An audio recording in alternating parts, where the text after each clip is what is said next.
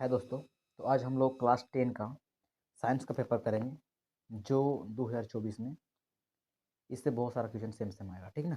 तो आपको कैसे भी करके ये सब क्वेश्चन कर लेना है, ठीक ना।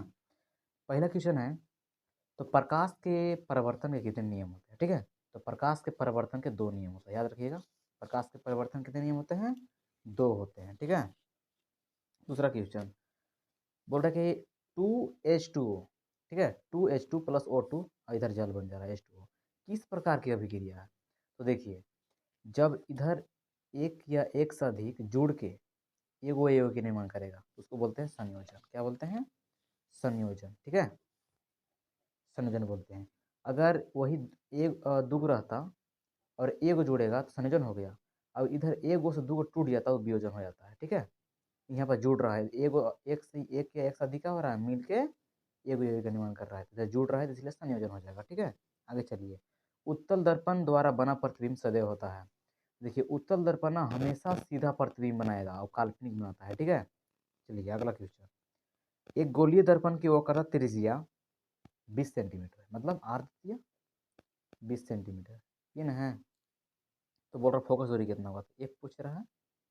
तो हम लोग जानते हैं कि F equal to R by 2 होता है। तो आर का मान 20 से बटे 2 काटेंगे 10 आ जाएगा। कौन सा आंसर हो जाएगा? ऑप्शन नंबर ए हो जाएगा, ठीक है। 10 सेंटीमीटर हम लोग का फोकस दूरी हो जाएगा। तो दीवारों पर सफेदी करने के लिए किसका उपयोग किया जाता है? देखिए, कैल्शियम हाइड्रोक्साइड किया जाता है, ठीक है, दीवारी पर सफेदी करने के लिए। बुझा हुआ चूना ना इसको बोलते हैं। चलिए छठा क्वेश्चन, निम्न में से कौन सा पदार्थ लेंस बनाने के लिए उपयुक्त नहीं होता है? तो तंतु हो गया, इसको बनाने में यूज नहीं करेंगे। प्लास्टिक का भी यूज किया जाता है, कांच का भी होता है, जल का भी होता है, ठीक है। तो लेंस सिर्फ तंतु से यहाँ पे नहीं बनेगा, ठीक है। बाकी सबसे जल से ही बनता है, कांच से भी, प्लास्टिक से। अगला क्वेश्चन है, शरीर में भोजन की पाचन किस प्रकार की अभिक्रिया है? तो भोजन जो शरीर में भोजन का जो पाचन है वो हम लोग का उपचयन अभिक्रिया होता है, याद रखिएगा, ठीक है, उपचयन होता है। लेंस की क्षमता का एसआई मात्रक क्या होता है? एसआई मात्रक क्या होता है? तो लेंस का क्षमता का जो एसआई मात्रक होता है वो होता है डायोप्टर, ठीक है, याद रखिएगा। लेंस का क्षमता को एसआई मात्रक डायोप्टर होता है, ठीक है। अगला क्वेश्चन है, आंख में प्रवेश करने वाली प्रकाश की मात्रा को कौन नियंत्रित करता है? मतलब आंख में जो प्रकाश को जो जाता है तो उसको कोई नियंत्रित करता होगा ना, तो वो कौन करता है? पुतली करता है, ठीक है। तो आंख में प्रवेश करने वाली प्रकाश की जो मात्रा है वो नियंत्रित करता है, पुतली करता है, ठीक है। 9 क्वेश्चन हो गया। चलिए 10 क्वेश्चन चलते हैं।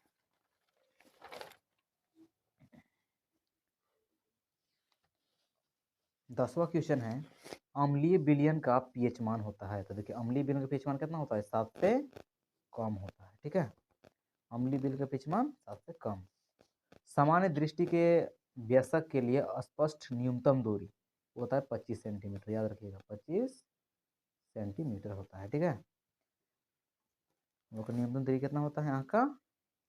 25 सेंटीमीटर, ठीक है। आगे चलिए, कठोर जल को मृदु बनाने के लिए किस सोडियम यौगिक का उपयोग किया जाता है? तो कठोर जल को ना मृदुता बनाने के लिए तो वहाँ पर यूज होता है सोडियम कार्बोनेट का, ठीक है। आगे चलिए, 13 क्वेश्चन, आँख में रंगीन भाग को क्या कहते हैं? इसको कहते हैं परितारिका। इसका एक और नाम है आइरिस भी बोलते हैं इसको ना, इसको भी आइरिस भी नाम है। बेकिंग सोडा का रासायनिक सूत्र है, बेकिंग सोडा का रासायनिक सूत्र क्या होता है? NaHCO3। बेकिंग सोडा का रासायनिक सूत्र क्या होता है? NaHCO3। 14 का ए हो जाएगा। 15 विभवांतर का एसआई मात्रक है, क्या हो जाएगा? वोल्ट हो जाएगा, ठीक है। आगे चलिए, कौन सा धातु कमरे के ताप पर द्रव अवस्था में पाया जाता है? पारा हो जाएगा। निम्न में से किस परिपथ में समांतर क्रम में जोड़ा जाता है? देखिए, जब समांतर क्रम रहेगा तो वोल्ट मीटर से जोड़ते हैं, जब वही श्रेणी क्रम में जुड़ा रहता परिपथ उसको हम एमीटर से जोड़ते हैं, ठीक है।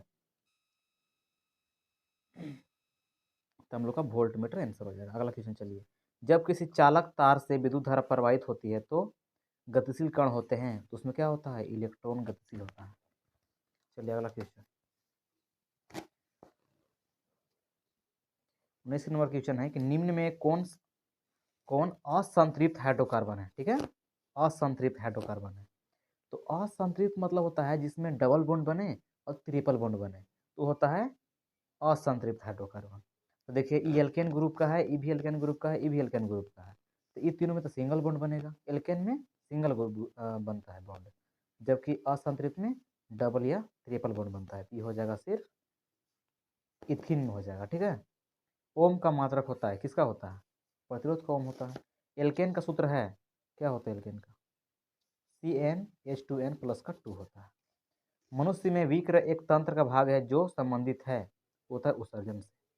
निम्न में से कौन प्रकाश संश्लेषण का उत्पाद नहीं है? कार्बन डाइऑक्साइड क्या है? उत्पाद नहीं है उसका, प्रकाश संश्लेषण का।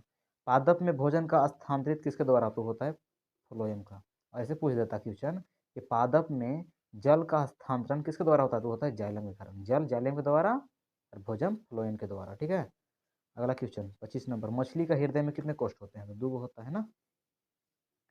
मानव मादा में निषेचन कहाँ होता है?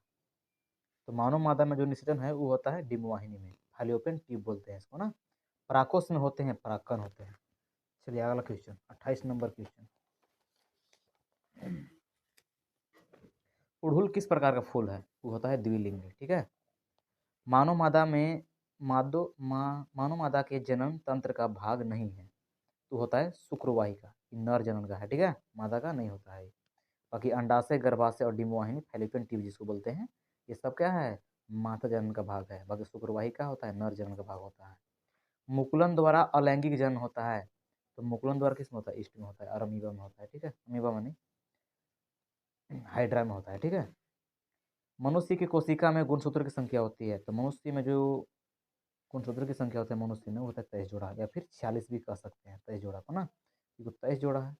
2 से भी डिवाइड मल्टीप्लाई कर दीजिए 46 को, अगर 46 रह गया तो 46 मारिएगा, और जोड़ा में रहेगा तो 23 जोड़ा मारेंगे। ग्लोबल वार्मिंग के लिए उत्तरदायी गैस है, तो हो जाएगा CO2 गैस। कौन सा पदार्थ लाल लिटमस पत्र को नीला कर देता है? ये होता है क्षारक, क्योंकि क्या बोल रहा है? लाल लिटमस पत्र को नीला कर रहा है। अगर यही पूछ देता नीला लिटमस पत्र को लाल करने के लिए, तो अम्ल हो जाता, ठीक है। चलिए अनवीकरणीय ऊर्जा स्रोत है, अनवीकरणीय, इसको कभी न कभी खत्म हो जाएगा, तो होता है कोयला। बाकी पवन, सूर्य, जल, ये सब कभी खत्म नहीं होगा, ठीक है। सौर ऊर्जा को सीधे विद्युत ऊर्जा में बदलने वाली युक्ति क्या कहते हैं? तो सौर ऊर्जा को विद्युत ऊर्जा में बदलने की क्या कहते हैं? युक्ति को सौर सेल कहते हैं। पूर्ण विकसित अंडाशय कहलाता है, तो पूर्ण विकसित अंडाशय जो कहलाएगा वो होता है फल। अगला क्वेश्चन, अगला क्वेश्चन है